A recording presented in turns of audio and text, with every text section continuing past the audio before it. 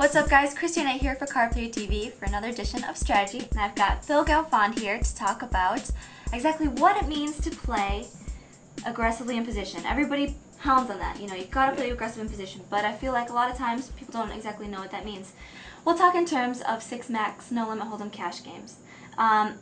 When you see limpers, what are you kind of looking for to play hands in position? Like what kinds of hands let's talk about 100 big blinds deep. Okay. First. Yeah, 100 big blinds deep. Or first of all, yeah, playing in position is a huge part of any form of poker.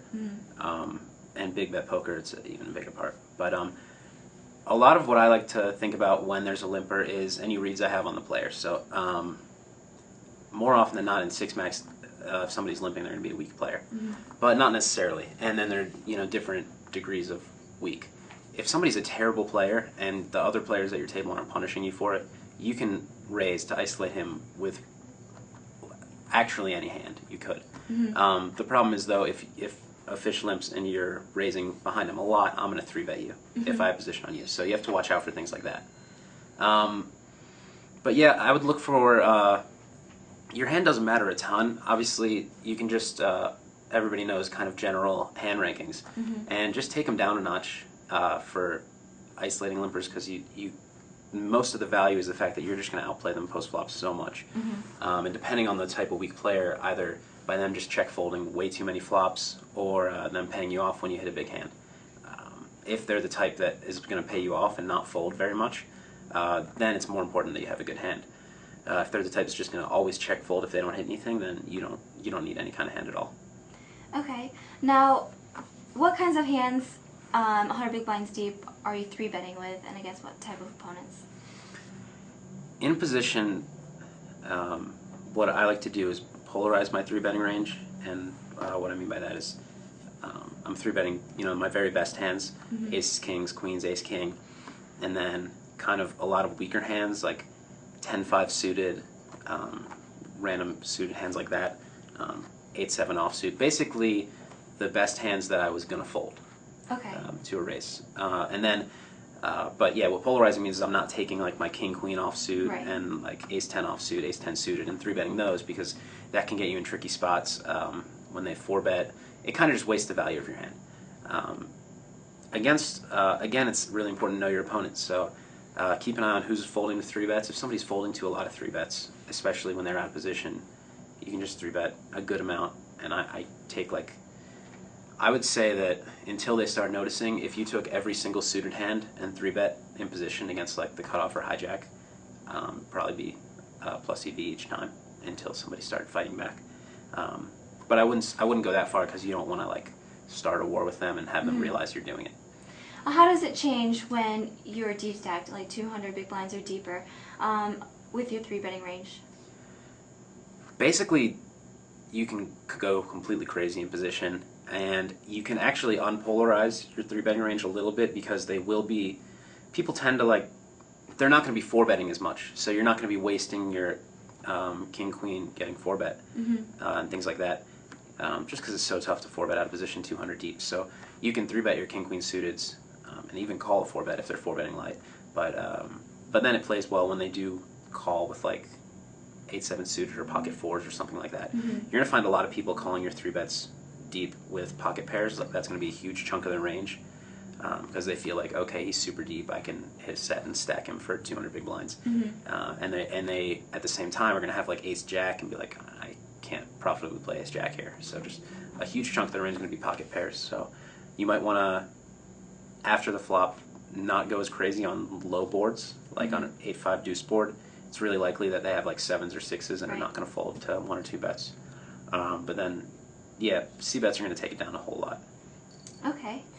Now, when people are saying, you need to be playing in position, when you're 100 big blinds deep, what kinds of hands do you want to be folding in early position in 6-max that you would be playing, in late position, that are still good hands? Yeah, people don't realize, I think that a lot of hands that look really good under the gun 6-max, like I think you can fold ace-10 offsuit. You can play it if you want to, but you can fold it. Ace-jack offsuit I would play, but I don't think it's a hugely plus EV hand. And then just a lot of, same thing goes for like I guess 9-7 suited is a hand I wouldn't play under the gun, but is a hand that I love to play in other positions. I personally open every pocket pair. It's 100 big blinds or deeper. Every pocket pair, most suited aces, any 2 suited Broadway cards, and then like suited connectors, 10-9 suited, things like that. Okay. And king queen off, I think, can go either way. Now, when you're on the other side of someone playing aggressively in position, when you're opening your, in the cutoff and you keep getting 3-bet by the button, how do you kind of combat that, and what kinds of hands are you going to take a stand with? 100 big blinds, let's say. I guess it's really tough to play. The truth is, you can't. It's not something you can exploit. As far as by that I mean, you can't really make money off them being aggressive. You just have to look for other spots to make money. The first adjustment I make is open a lot tighter, just because you can't play as many hands profitably. And so if you cut the hands you're playing down, then just percentage-wise, more of the times you open, you're going to have your aces, kings, ace-king, things like that, so you can fight back. And you are going to have to 4-bet light sometimes. And if they know you're adjusting, you start to 4-bet bluff hands like, whatever, 10-8 suited, 4-bet and fold to a shove. And then you have to kind of widen your value 4-bet range. So 4-bet hands like ace-queen offsuit that you normally wouldn't want to get in 100 big blinds deep, but given how aggressive it's been playing, you'd want to 4-bet ace-queen offsuit and call it off when they shove, just because they should be shoving light. Okay. Well, and if they notice that you're tightening up your pre-flop range, even if you 4-bet them, they should give you more credit, right? They should, yeah, if they notice. The thing is, people don't notice that often. Okay. Especially, I mean, there are people that, basically, if people aren't using any kind of HUD or stats, they're not going to notice like how much you're opening in the cutoff. They're more concerned with other things, like who's 3-betting them a lot, and I don't know, if you're bluffing on later streets. Like, that's not something they'll think about. And if they are using a HUD, they still usually won't notice, because they usually have they'll have enough hands on you that the fact that you just tightened up at that one table, it's not going to change your stats that much unless they're like really paying close attention.